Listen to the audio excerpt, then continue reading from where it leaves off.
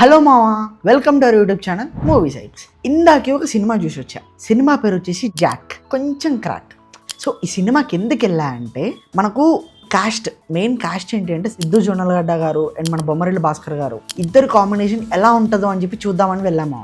అసలు సినిమా ఏంటి అంటే ఇప్పుడు మన సిద్ధు ఉంటాడు కదా, సిద్ధు జొన్నలగడ్డ గారు ఏం అవుదాం అనుకుంటుండో చెప్పడు, కానీ ఏం అవ్వాలి అని అనుకుంటుండో మనకి తెలుస్తుంది. హీఈస్ ఇన్వాల్వ్డ్ ఇన్ టు ఏ రా అన్నమాట. సో రాకి ఎలా వెళ్ళాడు అండ్ మనకు అందులో ఉన్నాడా లేదా అండ్ అసలు ఏం చేశాడు, సిద్ధు జొన్నలగడ్డ గారు అండ్ ప్రకాష్ రాజ్ గారు ఎలా ఫేస్ ఆఫ్ అయ్యారు అండ్ ఇదంతా మనకి మూవీ రిలేటెడ్ ఉంటుంది. అండ్ మూవీ ఇంతకంటే ఎక్కువ చెప్పినా కూడా మీకు స్పాయిలర్ అవుతుంది. సో నేను ఇంతకంటే ఎక్కువ రివీల్ చేయట్లేను. సో ఫర్ ఆల్రెడీ చాలా రివీల్ చేశాను అనుకుంటా, so sorry for that. And next వచ్చేసి మనం పర్ఫార్మెన్సెస్ గురించి మాట్లాడుకుందాం. సిద్ధు గారు హీ డిడ్ హిమ్ బెస్ట్ అని చెప్తా. ఎందుకు అంటే అందరూ డీజే టిల్లు ఫేస్లోనే ఉన్నారు ఇంకా చాలామంది. అంటే అందరు ఎలా అనుకుంటారంటే డీజే టిల్లు అంత సినిమా వస్తుందా, డీజే టిల్లు అంత బాగా తీస్తాడా, డీజే టిల్లు అంత యాక్ట్ చేస్తాడా? కాదు, డీజే టిల్లు లాగా ఎందుకు ఉంటుంది అసలు? ఇది వేరే సినిమా, జాక్ ఇది వేరే సినిమా కాబట్టి ఆ హ్యూమర్ అనేది కొంచెం ఇక్కడ కనిపిస్తుంది మనకు.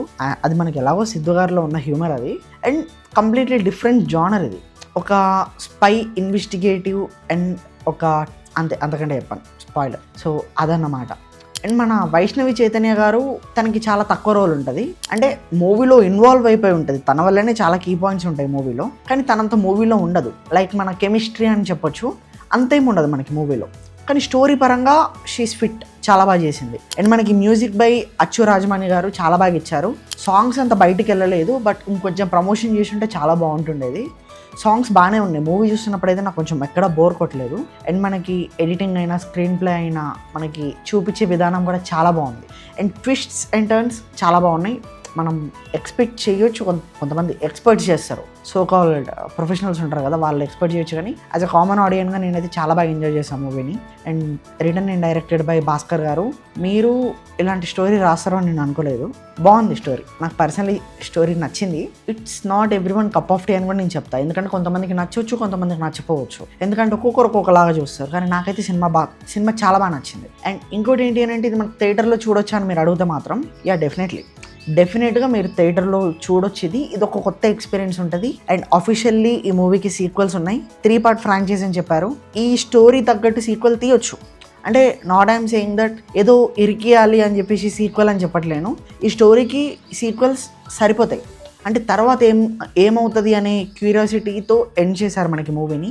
And coming to the performances quarters, అందరూ చాలా బాగా చేశారు. ఎస్పెషల్లీ ప్రకాష్ రాజ్ గారు, ఇందాక చెప్పడం మర్చిపోయాను, వాళ్ళు కూడా చాలా బాగా చేశారు. మీరు థియేటర్స్లో చూడండి, హ్యావ్ ఫన్ అండ్ చాలా బాగా ఎంజాయ్ చేస్తారు. And that's all.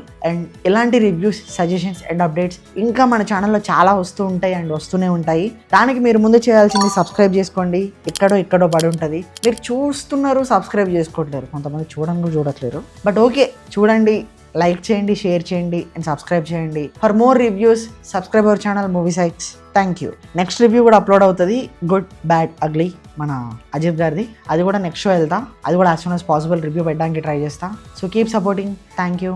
బాయ్ మా.